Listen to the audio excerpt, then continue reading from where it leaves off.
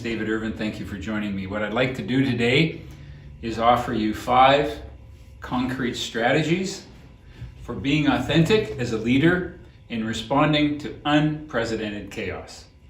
You know, there's a poster in the boxing gym where I work out and train. It's a Mike Tyson poster with a Mike Tyson quote, and the quote reads, "Everybody has a plan until you get punched in the face." Now, I gotta tell you, I don't know anybody today that in one form or another has not been punched in the face.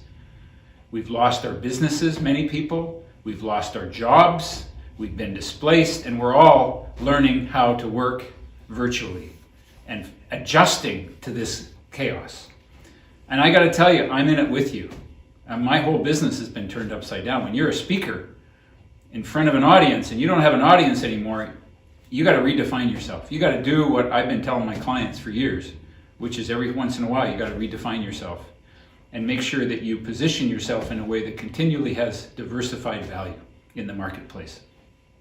So I've been experimenting with this, and this is my attempt at making an impact with my message and my purpose to make a difference to difference makers virtually. So let me give you my 5 strategies. Number 1, we got to be still. You know, it's an old and ironic habit of human beings to run faster when we've lost our way. If you've ever spent time in the wilderness, and if you've ever had the experience of being lost, you know that when you get lost, the natural human tendency is to speed up. But what we're taught is to do what's instinctively not necessarily natural, which is to stop and get your bearings. And the most important thing you can do right now is to stop and get our bearings. To recognize, how do we ground ourselves? How do we center ourselves? How do we find a sense of faith, a sense of hope, a sense of inner trust in the midst of this chaos? This is our first job as leaders. We got to put the oxygen mask on ourselves first, and this is where the oxygen mask begins, is to stop and get our own bearings and to be aware of how we're centering ourselves. Second strategy is that we need to be present. Be present to the experience that you're currently going through right now. I'll tell you, we talk about mental toughness. Let me tell you, the toughest thing you can do mentally is to have the courage to stop and be with your fears, to stop and recognize if you're angry. We have all gone into a stress response in one form or another. And when we're in a stress response, it's very understandable and it's human and it's a natural response to having our security and our survival and our safety put at risk. But what's important is to stop and actually be present to it, not run away from it. You know, violence, it's been said, is a response to not knowing what else to do with our suffering.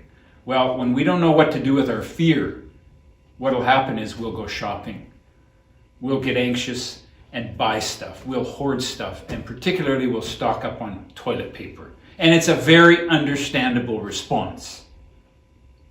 But if we're going to lead, we got to be present to ourselves. We cannot possibly support and be present to anybody else until we're present to our own experience and until we know what we're actually going through. And sometimes we need a coach, sometimes we need support, we need a confidant, and even if it's virtually, we need somebody to connect with to help us be present to our own experience. It could be a loved one, it could be a friend, but we got to stop, and number 2, be present. The third strategy is that we need to be connected. We need to be connected to the people around us. We need to be connected to ourselves. This, folks, is an important time to build community.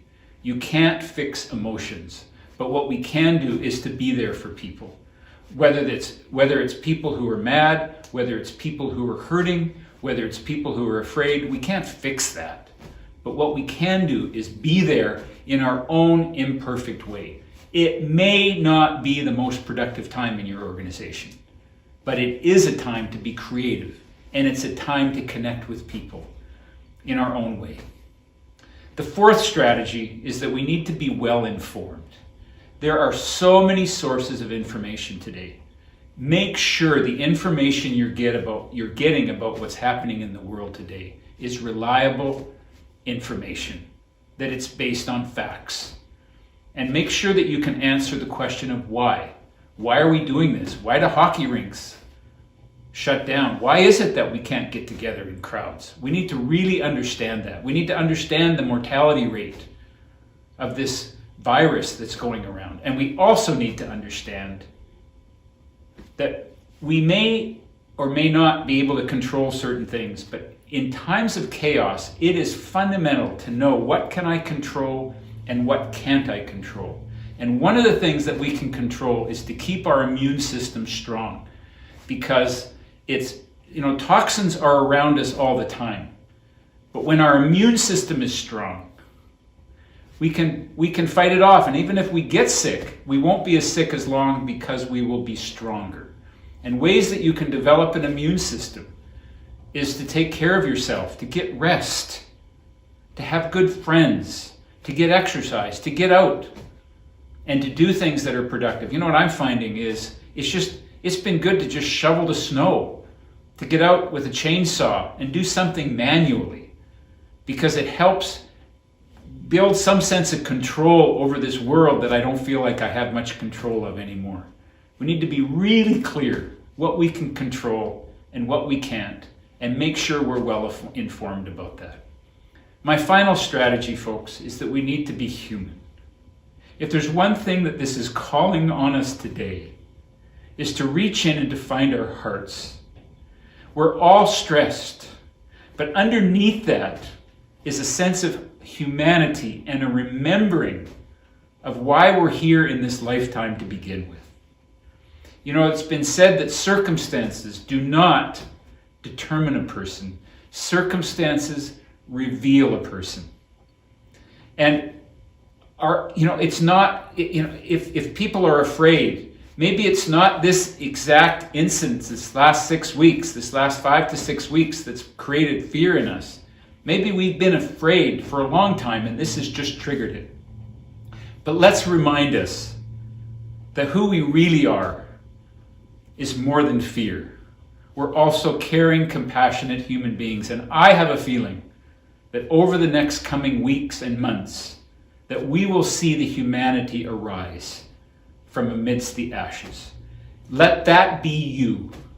Let you be finding ways, and let me be finding ways for us to find compassion and kindness in the midst of the craziness. Thank you very, very much for joining me today.